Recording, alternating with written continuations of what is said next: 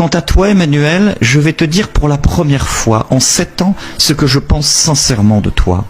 Tu n'es qu'un petit monarque de pacotille, jouant à Louis XIV dans les dorures de l'Élysée pendant que son royaume part en lambeaux.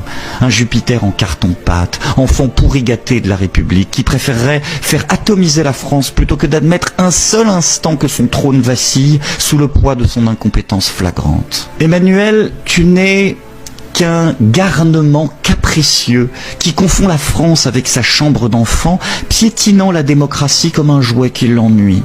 Contemple ton œuvre, pathétique héritier des banquiers, toi qui as traversé la vie comme on traverse un salon, les pieds posés sur le tapis rouge déroulé par ses serviteurs de chez Rothschild. Tu penses avoir mérité ton trône parce qu'on t'a dit depuis la naissance que tu étais exceptionnel, petit prince de Léna, qui prend ses désirs de grandeur pour une légitimité divine. Écoute-toi déblatérer, t'es en même temps nauséeux, jouant avec les contradictions et le destin du monde comme un clown triste ayant perdu son public.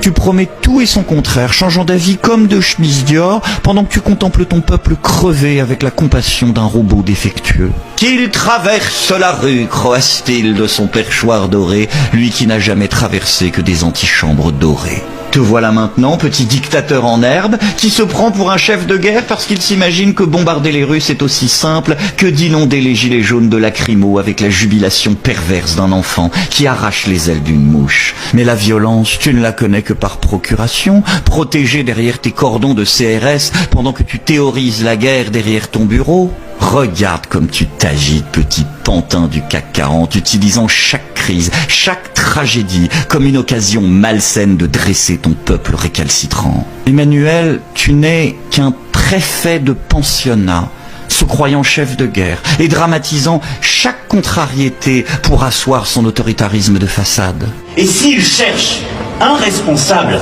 dites-leur chaque jour, vous l'avez devant vous.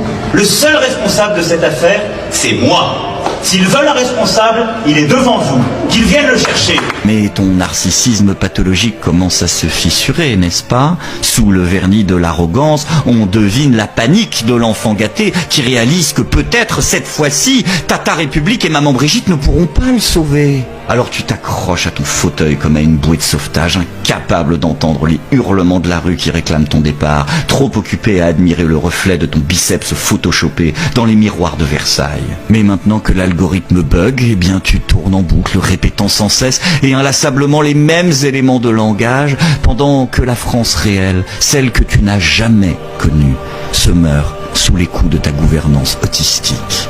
Casse-toi.